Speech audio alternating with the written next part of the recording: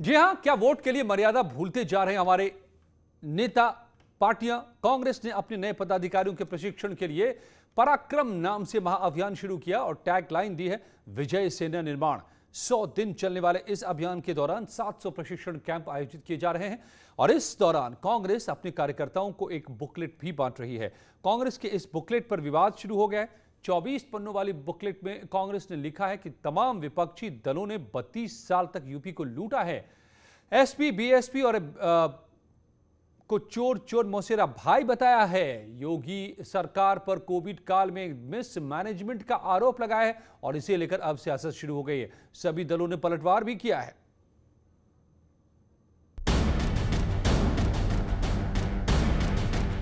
कांग्रेस ने जारी की 24 पन्नों वाली बुकलेट।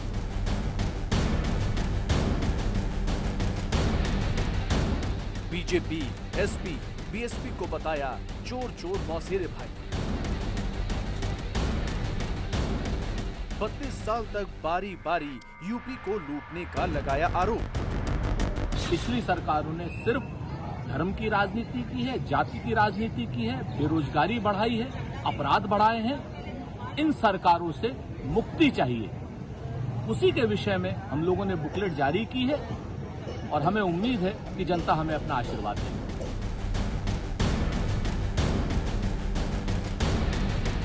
मायावती ने किया पलटवार, कहा कांग्रेस पैसे लेकर खड़ी करती है उम्मीद।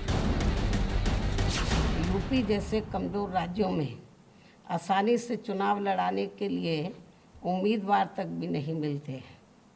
उनको खड़ा करने के लिए फिर कांग्रेस पार्टी बड़े बड़े पूंजीपतियों व धन्ना सेठों आदि से आर्थिक मदद लेकर उनको पैसा देकर खड़ा करती है।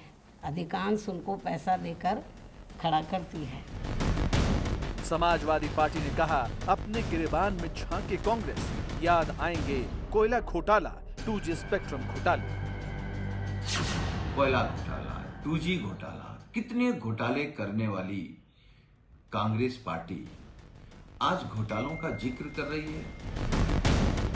बीजेपी ने भी कहा चोर चोर मौसेरे भाई की कहावत एसपी बीएसपी कांग्रेस पर बिल्कुल फिट। चोरों को सारे नजर आते हैं चोर, क्योंकि इन्होंने सिवाय चोरी और भ्रष्टाचार के देश से लेकर और प्रदेश तक में कुछ किया ही नहीं था। आज इसीलिए ये हाशिए पर पड़े हैं।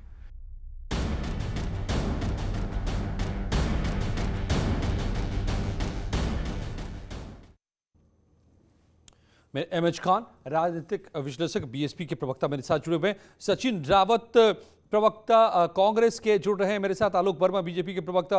अब्दुल हफीज गांधी, प्रवक्ता एसपी के जुड़े हुए हैं। स्वागत है आप सभी का।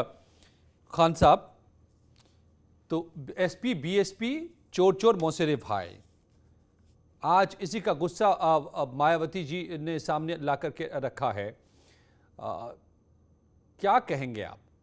क्या हो गया है कांग्रेस को, या वाकई वो सच कह रही है? अजय जी, खिसियानी बिल्ली खंबा नोचे, कहावत सुना ना आपने जी? ये खिसियानी बिल्ली है, इसके पास ना वोट है ना आदमी है। ये 403 पे आप खड़ा कहां से करेंगे? बहन कुमारी मायावती जी ने सही कहा है कि पैसा दे करके कैंडिडेट इनको मिलते हैं। अगर ये पैसा देना बंद कर दें तो इनको एक कैंडिडेट नहीं मिलेंगे। उत्तर प्रदेश में एक आदमी कोई नहीं मिलेगा जो इनके सिंबल पर चुनाव लड़े। ये क्या बात करते हैं? ये तो लुटेरे हैं। इनके रिजीम में अभी पिछला जो यूपीए सरकार आई थी उसमें इनके रिजीम में, मैं तो सच्चर कमेटी की खाली बात करता हूँ, बता दें हमको। सच्चर कमेटी की रिपोर्ट में आया कि दलितों से बदतर दशा मुसलमानों की है। क्या किया इन्होंने? एक पॉइंट पर काम नहीं किया। और नहीं तो देखिए, मनमोहन सिंह को 10 साल तक प्रधानमंत्री बनाए रखा। इसलिए बनाए रखा कि जो कहेंगे वो उतारते जाएंगे। ये क्यों नहीं किसी मुसलमान को बना दिया प्रधानमंत्री? पूरे 70 साल तक इन्होंने मुसलमानों का वोट लिया है, 80 से 90%, और मुसलमानों की दशा वो खराब करके रख दिया कि देश के आजादी के बाद मुसलमानों की नौकरियों में आबादी 39% नौकरियों में हिस्सेदारी होती थी। आज इनके जमाने में आते आते 1% पे हम पहुंच गए। ठीक है, 1% से नीचे चले गए। नहीं। किसी भी काम उन्होंने सिर्फ अपना स्वार्थ सिद्ध करने के लिए किया। अब प्रियंका वाड्रा अब वाड्रा जी आके करेंगे राजनीति उत्तर प्रदेश में? वाड्रा का यहाँ कोई स्थान नहीं है। यहाँ तो जो आदमी अपनी जात धर्म को बदलता हो, जो आदमी अपनी जात धर्म को बदल करके राजनीति करने की कोशिश करता हो, वो जनता का भला क्या करेगा? ओके, बदल जाएगा, कुछ पता नहीं है। ओके, अब्दुल हफीज गांधी। अभी सचिन रावत कांग्रेस के प्रवक्ता जुड़ रहे हैं मेरे साथ, लेकिन इस बीच अब्दुल हफीज गांधी नहीं, वो उनका कहना है कि 3 दशक तक, मतलब कि जब तक कांग्रेस की सरकारें थी तब तक तो सब ठीक था, उसके बाद की सरकारों ने मिलकर लूटा और इसीलिए सब चोर चोर मोसेरे भाई। इस भाषा का हम खंडन करते हैं, इसको हम अमर्यादित बताते हैं, मर्यादा तोड़ना, मर्यादा भूलना हम बता रहे हैं, लेकिन जो अल्फाज उन्होंने इस्तेमाल किया आपके लिए। अजय जी, मुझे हंसी आती है कि इल्जाम कौन लगा रहा है? जो लोग इस देश में इंटरनल डेमोक्रेसी यानी आपातकाल के लिए जिम्मेदार हैं, जिन्होंने संवैधानिक संस्थाओं के साथ खेला, जिन्होंने संवैधानिक संस्थाओं को कमजोर किया और जिन पर भ्रष्टाचार के आरोप लगते रहे। 2014 से पहले तो इन्हीं की सरकार, लेकिन ये बता दें कि सरकार क्यों गई? गांधी जी, सरकार भ्रष्टाचार में ही गई थी जी। इन पर इतने भ्रष्टाचार लगे कि लोगों ने सोचा कि अब कांग्रेस जो है वो असमर्थ है। और दूसरी बात बता दूं कि उत्तर प्रदेश में तो इनकी सरकार बनी नहीं है। उत्तर प्रदेश में ये पिकनिक पॉलिटिक्स करते हैं। माननीय प्रियंका गांधी जी आती हैं, पिकनिक पॉलिटिक्स करती हैं और दोबारा दिल्ली चली जाती हैं। तो इनका कोई भी जो है यहाँ पर ना तो इनका समर्थन है ना इनका वोट है।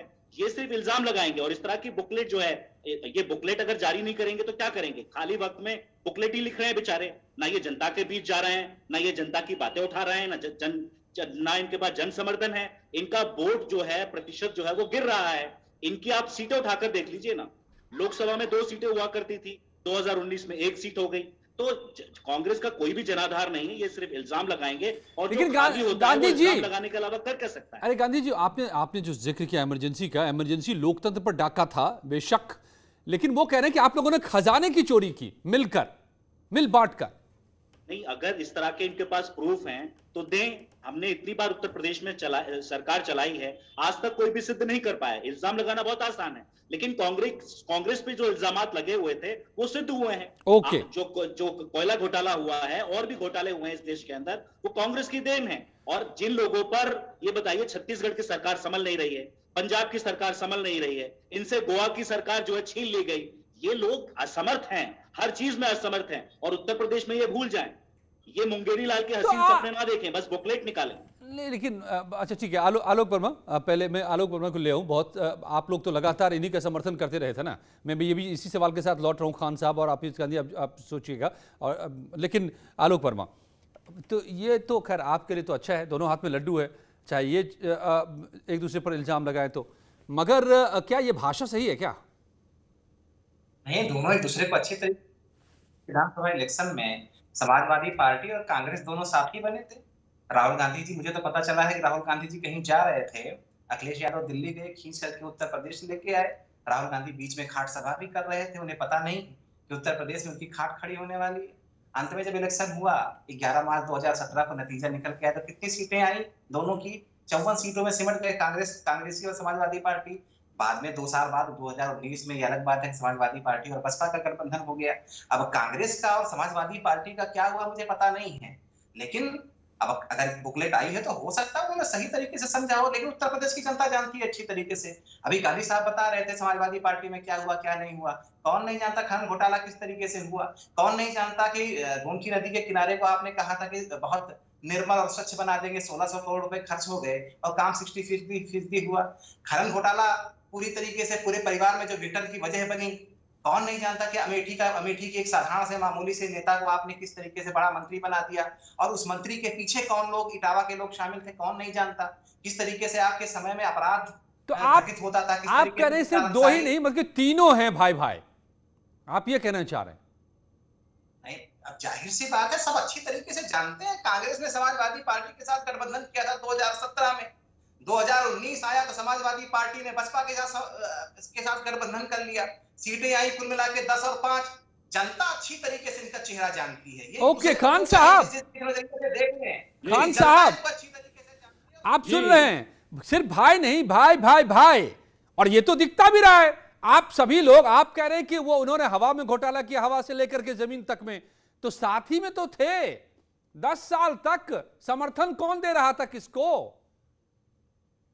समर्थन तो इस शर्तों पे दिया जा रहा था ना, समर्थन वापस भी लिया गया, ऐसा तो नहीं था वापस लिया गया। जरा आप बताइए ना, Mandal commission VP Singh prime minister से समर्थन कौन दे रहा था, जरा बताइए अजय जी। नहीं बीपी सिंह को आप कह रहे हैं कि जिस सरकार पर आप इल्जाम लगा रहे हैं घोटाले का, मनमोहन सरकार पर, उसी को समर्थन भी दे रहे थे आप लोग। किसने वापस लिया?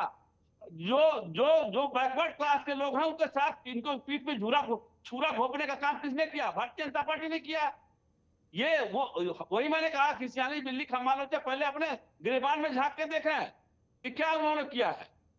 सारा चीज तो साफ खुला हुआ है भाई। मंडल आयोग का विरोध करने वाली भारतीय जनता पार्टी आज बहन जी बार बार मंडल आयोग और पिछड़े वर्ग की वकालत कर रही है, उनको हिस्सेदारी दे रही है, जिसकी जितनी संख्या बढ़ी उसकी उतनी हिस्सेदारी। बहुजन समाज का पार्टी का यही नियम कायदा कानून है कि सबको सत्ता में भागीदारी दी जाए, इनके तरह से नहीं है कि दलितों की बात करें, फिर पिछड़े को बात करें और उसके बाद मुख्यमंत्री बनाना हो तो अगले को बना दे। ये तो नहीं चलता है ना। जो वादा किया वो करिए, जो वादा आप नहीं, जो आपने ठीक है, वो सब तो ठीक है। अब क्या किया उन्होंने? ओके ठीक है। अब्दुल हफीज गांधी जी चालू किया इन्होंने, नहीं किया। ठीक है अब्दुल हफीज गांधी जी, नहीं ये बात तो सही है ना कि वो आपको कह रहे हैं चोर, आप उनको कह रहे हैं चोर, लेकिन सच तो यही है ना कि सब साथी में तो थे जब तक सत्ता थी। मुझे याद है 2014 से पहले मैं जहां भी जाता था सभी कहते थे कि सब एक से हैं, सब वही करते हैं, सभी भ्रष्ट हैं। अजय जी समर्थन देना अलग बात है, समर्थन कभी भ्रष्टाचार के लिए नहीं दिया जाता है। अभी मैं बता दूं कि हम तो भ्रष्टाचार को लेकिन समर्थन दिया जाता है क्या? नहीं, भ्रष्टाचार के लिए समर्थन नहीं दिया जाता और ना ही भ्रष्टाचार को मिल बांट कर खाने वाली बात होती है। लेकिन मैं बता दूं, अभी मुझसे पूर्व के प्रवक्ता जो भी बोल रहे थे भाई साहब कि ये हुआ वो हुआ समाजवादी पार्टी में, पिछले 4-5 साल से तो भारतीय जनता पार्टी की सरकार चल रही है। सीबीआई इंक्वायरी पे ऑर्डर की, क्या निकला उसके अंदर? और जिन लोगों पर ये इल्जाम लगा रहे थे नवाब बुक्कल और सब, उन लोगों ने भारतीय जनता पार्टी में उनको ले लिया, वो स्वच्छ हो गए और उनको एमएलसी भी बनाया। तो भारतीय जनता पार्टी तो वॉशिंग मशीन हो चुकी है कि ये पहले आरोप लगाती है और उन्हीं लोगों को ले लेती है। तो मैं समझता हूं कि भारतीय जनता पार्टी को कोई औचित्य नहीं बनता है इल्जाम लगाने का। आप कहते हैं भ्रष्टाचार हुआ है, आप उसे प्रूव कीजिए, आप उसे प्रूव कीजिए। आपके पास सीबीआई है, आपके पास सारी की सारी सेंट्रल एजेंसीज हैं, क्या सिर्फ उसका पॉलिटिकल इस्तेमाल होगा? क्या सिर्फ उसका पॉलिटिकल वेंडेटा के लिए इस्तेमाल होगा? तो ये आरोप लगाना बंद कीजिए। मैं इसका जवाब ले लूंगा गांधी जी, मैं जवाब ले लूंगा, लेकिन आप इतना भर बता दीजिए कि कांग्रेस पर जो इल्जाम अभी आप 2 मिनट पहले लगा रहे थे, 5 मिनट पहले, वो सही थे कि गलत है? या कांग्रेस जो आप पर लगा रही है इल्जाम वो सही है या गलत है? देखिए जो तथ्य हैं वो धुल नहीं जाते हैं। हाँ, हम मानते हैं कि हमने जो है 7 चुनाव लड़ा था, लेकिन जो इनके पास डूइंग्स हैं वो धुल नहीं जाएंगी। जनता उनको जानती है कि इन्होंने अभी तक क्या किया है। अब घोटाले ओके, जल्दी से एक जवाब आलोक वर्मा जी, आपके पास वॉशिंग मशीन है? हमारे पास वॉशिंग मशीन है और वॉशिंग मशीन अपना काम कर रही है। आजम खान जी ने जो घोटाला किया है, जो काम किया है, वो अच्छी तरीके से वो जानते हैं क्या कुछ हो रहा है। सीबीआई इंक्वायरी की बात करते थे, मुक्तल नवाब के खिलाफ सीबीआई इंक्वायरी की बात करते। अरे आप चिंता मत करें, आप चिंता ना करें। अभी जो इन सारे गांधी जी इन सारे मामलों में सब हैं। अभी वक्त आने दीजिए, कानूनी शिकंजे में जाएंगे। आपको पता नहीं किया थे, उसके बाद आपने चीफ मिनिस्टर भी बनाया, येदियुरप्पा को चीफ मिनिस्टर भी बनाया और सुषमा स्वराज जी पर येदियुरप्पा के समर्थन के इल्जाम भी लगते थे। तो आप तो वाकई वॉशिंग मशीन है। आप येदियुरप्पा को निकालेंगे करप्शन की वजह से, लेकिन वापस लेके चीफ मिनिस्टर बना देंगे। आप जो है बुक्कल नवाब पर इल्जाम भी लगाएंगे और उसके बाद जो है बुक्कल नवाब। समय इतना ही था। इलेक्शन का मौसम है, चुनाव का मौसम है, तो सभी एक दूसरे की कलई खोलते चलेंगे।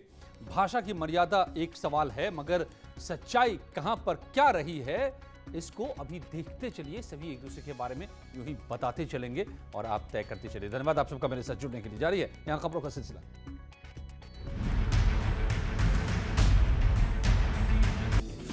अयोध्या में बच्चों के खुश रहने के लिए